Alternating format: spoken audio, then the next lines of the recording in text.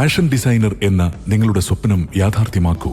ഭാവി സുരക്ഷിതമാക്കൂ. കൂടുതൽ വിവരങ്ങൾക്ക് ഓഫീസുമായി ബന്ധപ്പെടുക. Oyak tower, Nilambur road, Wandoor. Branch Kalikavu. Oyak, transforming dream into reality. പ്രതിപക്ഷ നേതാവ് വി.ഡി. സതീശന്റെ മലയോര സമരയാത്രയുടെ വേദിയിൽ മുഖ്യമന്ത്രി പിണറായി വിജയനെതിരെ ആഞ്ഞടിച്ച പി.വി. അൻവർ. പിണറായി വിജയന്റെ ഭരണം അഴിമതി നിറഞ്ഞതെന്നും പിണറായിസത്തിന്റെ അവസാന ആണി നിലമ്പൂരിൽ നിന്നാകുമെന്നും അൻവർ പറഞ്ഞു. വനം വകുപ്പിനെതിരെയും രൂക്ഷ വിമർശനമാണ് അൻവർ ഉന്നയിച്ചത്.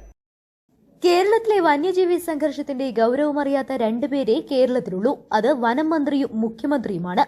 കടുവ ഒരു സ്ത്രീയെ കടിച്ചുകൊന്ന സമയത്ത് ഫാഷൻ ഷോയിൽ പാടുന്ന തരത്തിലേക്ക് വനമന്ത്രി തരം താണുവെന്നും അൻവർ വിമർശിച്ചു. വെടിവെച്ച് കൊല്ലാനുള്ള അധികാരമുണ്ടായിട്ടും കേരളത്തിലെ സർക്കാർ അത് ചെയ്യുന്നില്ല. മുഖ്യമന്ത്രിക്കും വനം മന്ത്രിക്കും ഉത്തരവ് നൽകാൻ ത്രാണിയില്ല. തുടർന്ന് വരാനിരിക്കുന്ന UDF സർക്കാർ ഏറ്റെടുക്കേണ്ട ഏറ്റവും വലിയ കാര്യം മലയോര മേഖലയാണ് എന്നതും അൻവർ ഓർമ്മിപ്പിച്ചു. വിഷയം എത്രമാത്രം ഗൗരവമാണ് എന്ന് അറിയാത്ത ഒരൊറ്റയാളേ ഉള്ളൂ. അത് കേരളത്തിന്റെ മുഖ്യമന്ത്രിയാണ്. രണ്ടാമത്തെ ഒരാള് ഞാൻ പറയാതെ നിങ്ങൾക്കറിയാം, കേരളത്തിന്റെ വനം മന്ത്രിയാണ്. 4 ദിവസം മുമ്പ് രാധയെ പുലി കടിച്ച് കൊന്ന് ശവശരീരം തെരഞ്ഞ് ജനങ്ങളാകെ ആ കാട് മുഴുവൻ പരതുമ്പോ ലോകത്തിന്റെ ചരിത്രത്തിൽ നമ്മൾ ആരും കണ്ടിട്ടില്ലാത്ത രീതിയിൽ ഇതിന് ഉത്തരവാദിത്തപ്പെട്ട ഒരു മന്ത്രി കോഴിക്കോട് കടപ്പുറത്ത് പാട്ട് പാടുകയാണ്. എന്താ സദസ്?